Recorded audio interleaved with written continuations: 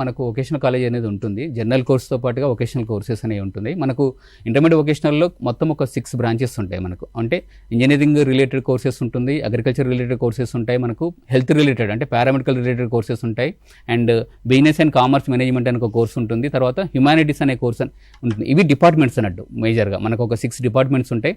అందులో మీకు engineering side వెళ్ళాలనుకుంటే అంటే ఏదైనా స్టూడెంట్ ఈ కన్స్ట్రక్షన్ టెక్నాలజీ కావచ్చు, ఆటోమొబైల్ రిపేరింగ్ కావచ్చు, లేకపోతే ఎలక్ట్రానిక్ సైడ్ వెళ్ళాలనుకుంటే వాళ్ళందరూ ఏంటంటే ఇంజనీరింగ్ సంబంధించిన వొకేషనల్ కోర్సును ఎంచుకోవాలి.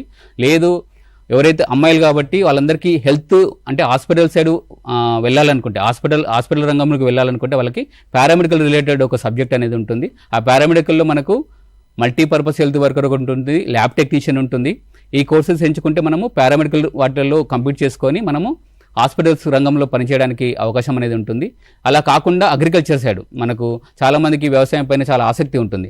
అలాంటి వ్యవసాయ రంగంలో వెళ్ళాలి అనుకుంటే మనము ఇంటర్మీడియట్లో అగ్రికల్చర్ రిలేటెడ్ కోర్సెస్ ఎంచుకోవాలి. దాంట్లో మనకు క్రాప్ ప్రొడక్షన్ మేనేజ్మెంట్ అని ఉంటుంది. అంటే మన పంటలను ఏ విధంగా పండించాలి, వాటిని పండించిన తర్వాత వాటిని ఎలా మనము సేల్ చేయాలి, బయట మార్కెట్లో ఎలా సేల్ చేయాలి, వాటికి సంబంధించిన కోర్సెస్ అనేవి ఉంటుంది. దాంతోపాటుగా డైరీయింగ్ అంటే పాడి పరిశ్రమకు సంబంధించి మనకు గేదెలని ఏ విధంగా మచ్చిక చేసుకోవాలి, వాటిని ఎలా మచ్చిక చేసుకున్న తర్వాత పాలు వచ్చిన తర్వాత వాటిని ఎలా బయట మార్కెట్లో సేల్ చేయాలి, వీటికి సంబంధించిన టోటల్ టెక్నాలజీ అనేది డైరింగ్లో నేర్పిస్తారు. దాంతోపాటుగా ఫిషరీస్ అండ్ సెరికల్చర్ అని ఉంటుంది. ఫిషరీస్ అంటే ఏంటంటే చేపల పెంపకం.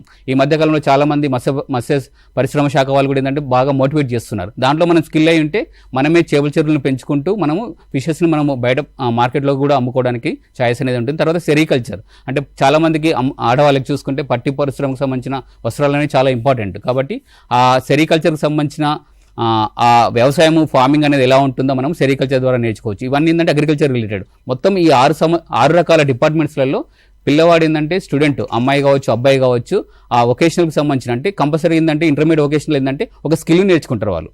అది హాస్పిటల్కి సంబంధించిన స్కిల్లా, లేదంటే టెక్నాలజీకి సంబంధించిన స్కిల్లా, లేకపోతే అగ్రికల్చర్కి సంబంధించిన స్కిల్లా అనేది వాళ్ళు ఎంచుకున్న రంగాన్ని బట్టి అవకాశం అనేది ఉంటుంది. కాబట్టి ఈ వొకేషనల్ కోర్స్ ఎంచుకొని వాళ్ళు ఇమీడియట్గా మనము ఒక 1.5 year అప్రెంటిస్ అంటే మనకు స్టైఫ్ అనేది మనకు అప్రెంటిస్ అనేది ఒక చిన్న కంపెనీస్లలో మనం చేసుకుంటే వాళ్ళకి ఫెలోషిప్ కూడా వస్తుంది. అది అయిపోయిన తర్వాత కావాలంటే మనము హైయర్ ఎడ్యుకేషన్ వెళ్ళొచ్చు, లేదంటే తదితర రంగాలలో మనం జాబ్ చేసుకోవడానికి ఛాయిస్ అనేది ఉంటుంది.